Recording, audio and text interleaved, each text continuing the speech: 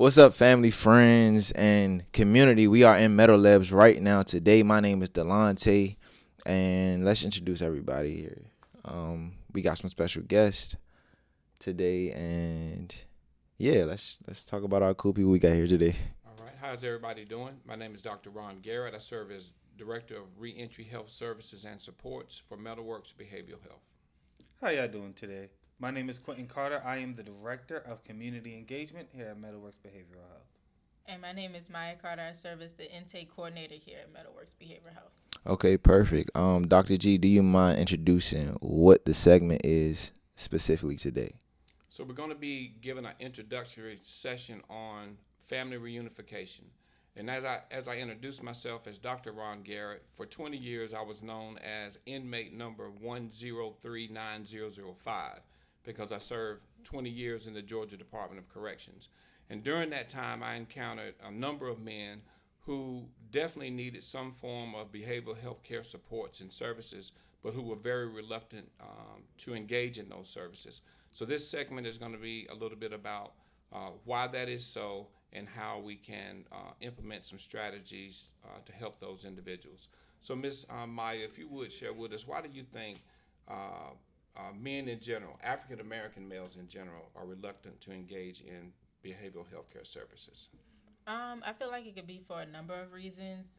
Specifically, some of them may not see themselves as having a problem once they come out, having those behavioral services that they need, or even just being aware of what's going on, being aware that they need help, but choosing not to go and seek out those services, even if it may be recommended for them, as it's going to help benefit them later on in life. Excellent. Yeah, I would say specifically, I guess on the outside looking in, just me being a male in general, we grow up like with the concept of having everything on your shoulders, in a sense, like you were raised to always be like, suck it up, wipe those tears. So I guess when you get older, you kind of like just hold those feelings inside.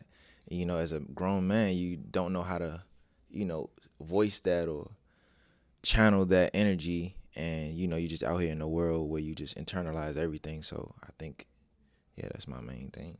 Yeah, I definitely do think that that's a great point. Yeah. Just to add more towards your point, where a lot of times as growing up, like you said, we have to suck it up. We have to take it on the chin. We have to be strong in person, right? Right. But never are told like, hey, this is a one specific time. This is a one specific area where, hey, you can still get all of your needs met. You can still be who you want to look like in society. Right. But now you can have this piece of vulnerability on your time alone.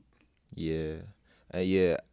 I think that's the real thing. Struggling with being vulnerable in moments. But I'm going to be honest, a lot of people don't make it easy. Mm-hmm. So when you're in a position to where people can't introduce you being vulnerable, it gets, you get stagnant, like you get still. Mm-hmm. So, like just struggling with that, I think that's where men, I don't know how to like voice that, hey, I need your help, like to where I can't, I just can't function. Like, I don't know, if you don't introduce it to me, I'm just not going to give it to you. So, yeah, what do you feel like specifically? Yeah. I believe that, dealing with behavior, and I say behavioral healthcare services. Yeah. I can remember when, back in the day, I'll call it, I'm a little bit older than you all, it used to be mental health. And something that folks in prison definitely did not want to be associated with was being mental health. Because the way that they were treated was taken out of general population, placed in an isolation cell with, many times with no clothes, no mattress to sleep on. So nobody wanted to be associated with being mental health. So as we fast forward and understanding the great need for people and the great benefit for people engaging in behavioral health care services, we've noticed that term has now softened from mental health to behavioral health care agencies, right? Yeah. And I think that the stigma associated with being classified as someone who is mental health, I think has been really one of the main core reasons that individuals don't want to have anything to do with it. Got you. So is it the word necessarily like them just being mental? Absolutely. Got you. So they can't really connect because they don't want to be seen as like a mentally unstable person. That is absolutely right. Cool, That's yeah. right. Yes. Okay, so Maya, you do have an educational background specifically. Do you mind sharing what that is? So I got my undergrad degree from Bowie State University in psychology, and I just recently received my master's in clinical mental health counseling at Clark Atlanta University. Great, great, great. And Excellent. yeah, Congratulations. yeah, Thank for you. sure. What inspired you specifically, right, to engage with those educational background? Just for me, just always wanting to know why people think the way they do, why they act the way they act, and just really helping those individuals that do decide to, seek out therapy or maybe a little hesitant on it because they're not sure, what to expect. They're not Right. sure how services are going to go or if it's even going to work for them. Just being able to really help them to obtain and work towards those skills that they need to be able to not necessarily like reform, but like maybe transform their lives into something better or being able to accomplish those goals that they do want to seek out. They just don't know where to start. Right, right, right. Yeah, I mean we're live in the building currently right now, in the walls where you can specifically get those needs met. So, yeah, I mean, So you that wanna? does actually bring me to a question.